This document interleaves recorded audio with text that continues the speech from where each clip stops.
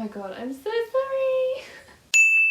It just fell in a really ugly position. So I was inspired by Bookish Sammy's video, which entails her dream cast for the selection. I wanted to do my own spin on it, because I have not read the selection. So we're going to talk about my dream cast for... ta-da! The Captive Prince Trilogy by Thias Packard. I adore this series. I cannot tell you how much I adore it. I don't even know how I came to adore it. It hits you like out of nowhere. I will put timestamps below if you want to just cut to the chase and see my dream cast. But for those of you who don't know what the series is or what it's about, I honestly don't know why you clicked on this video, but I need to warn you about a few things first, because you will go in and be caught off guard if you're not warned about this. This series is a very polarizing book series, and I feel like that can be very confusing for people who have not read the series and are considering to read it but they're not quite sure about it, because there seem to be a lot of people who love it or a lot of people who absolutely despise it and everything that it stands for. From someone who has read the entire trilogy, and from my observations just on the internet, general criticisms and how people from both sides of those groups interact with each other, I honestly feel like it just comes down to outlook. People approach this series with many different outlooks. I feel like that's the only way that I can comprehend this whole confusing phenomena, because when you look at the two groups, it's as if they've read two completely different books. People just have different outlooks. That is it. You cannot tell them otherwise, and that is fine, because people aren't going to like the same thing for many different reasons. So, yeah. But the most important thing that I need to warn you about is that it touches on some very, very sensitive issues, which I will list here. If you are sensitive towards such things, please do not pick this up. It is the wrong book for you. Because Thias Packard does not shy away from tackling her issues head on. That is all I will say. I should warn you. This is hardcore, enemies to lovers, slowest of slow burns. Period. I've never read anything else that has been so slow, but honestly I don't think it could work if it wasn't slow. If you're someone who's very impatient with slow burns, don't pick this up either, because you will be bored out of your mind. But oh my god. Let me just emphasize this. This is just for fun. This isn't actually happening. Although with that news that Thias Packard told us but won't actually tell us and has still not told us, I don't know. But this is just my personal dream cast. It's not an actual thing. Please, just let a girl dream, okay? Now that I have that out of the way, in an ideal world, HBO would be the people to cast or to run the show, because Netflix likes to ruin our hopes and dreams. So, and obviously HBO has done Game of Thrones, which absolutely amazing, out of this world. Season 8, we don't talk about her. After Game of Thrones, anything is possible. I never used to think, personally, that this book could be adapted, but I feel like it could now. I couldn't find actors for every single character, because it's actually quite hard.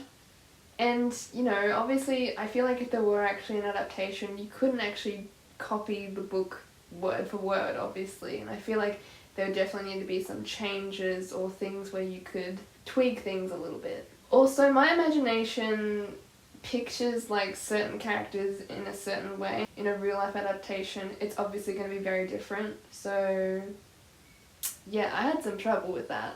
But for some people, I thought, oh my god, no, they'd be so good in this TV series. I totally forgot to say this, but I need to shout it out there because I think it's very important. But ideally, my preference for the cast, if there were ever actually to create this series into a TV series, I would really love it if the whole cast were actually unknown actors who were LGBTQ+.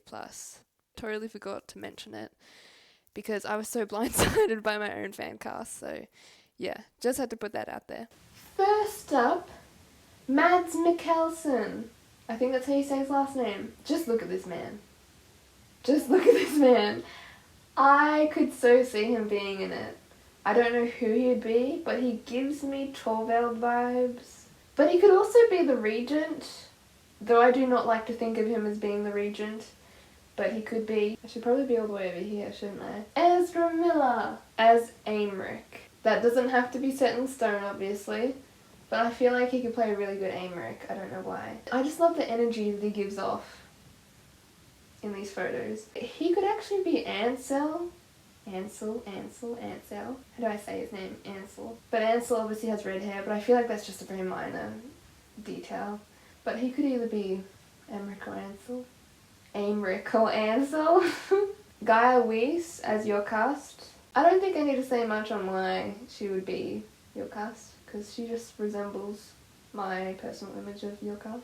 Technically she's also French, so she should be Evaretian, but I'm so proud of this one because I feel like it's just so canon.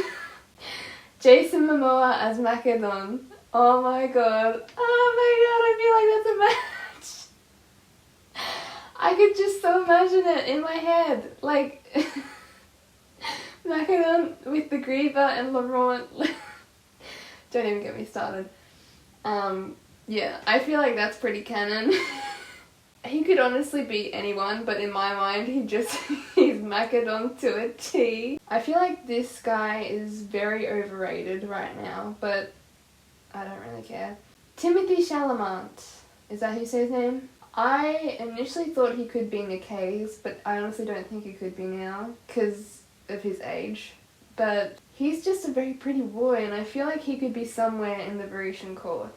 Idris Elba as Jord. Now I know Idris Elba doesn't really do TV shows, at least I don't think he does, but he gives me the same kind of like the good every guy vibes that Jord emanates. So I feel like he could be a good Jord. Lastly, the one we have all been waiting for, Laurent. Now, I never ever imagined that I could find an actual Laurent in real life, because I just feel like this person can't just act like Laurent, they have to be Laurent, okay? I feel like that's the hard thing with, like, you know, adaptations. Does this actor really catch the essence of this character? But anyway, Cody Fern, my Laurent Olivier. I did have Lucky Blue Smith. He was just for the looks. He just looks, you know, attractive and pretty and blonde. But I've seen Cody Fern's work in American Horror Story, and he just emits such Laurent vibes, it's not even funny. How can any of you defeat me when I've already won? Why are you so good to me? So I feel like he could actually pull off Laurent really well. And also, like, look at his fashion style. I love it. So elegant. Also, before I go, I really wanted to say this, but can you imagine if they actually made the actors speak Greek, English, and French? That would be amazing. I saw them do it in Vikings, where they spoke bits of Old Norse, I think, and English. I absolutely think that this would be such a cool choice, but with French, Greek, and English, because, oh my god, it's just making it more rich. I don't know how to... more accurate. But anyway, those are all the characters that I could find. I'm so sad that I couldn't find actors for everyone, because I really wanted to find one for Damon, but honestly it's really hard, because, you know, your imagination, you think of a very specific image, and I literally could not find anyone that just hit that certain image of Damon. So yeah, if you have any ideas, please do put it in the comments, because I would like to know. Who would you want to be cast in The Captive Prince? Let me know. By the time I'm filming this, I have started a book podcast, and I start off the series by talking about The Captive Prince. I just go through all of the events that happen in the first book and talk about spoilery things and just how Laurent's being a straight up bitch. So if you don't have anyone to talk about this series with, please do come and join. I was trying to find a way to bridge the gap with people who I got into The Captive Prince, and I really just wanted to talk about it more, because I absolutely love the nuances in this series, because there are so many, and I just wanted to, like, vent and ramble about my feels, because, like a lot of other people, I had no one to talk about it with. But you can listen to it on Apple Podcasts or on SoundCloud, though I am not going to post on SoundCloud anymore because it's complicated. I'm posting from a different hosting area so that it can go into Apple Podcasts. I will talk about Princess Gambit and King's Rising in later podcasts as well, because I'm currently rereading the series, and oh my god, there are so many things that I did not realise in my first reading that I am realising now. And I need to talk about it with people, so yeah. I hope you enjoyed. Thank you for watching, and I will see you guys in the next video.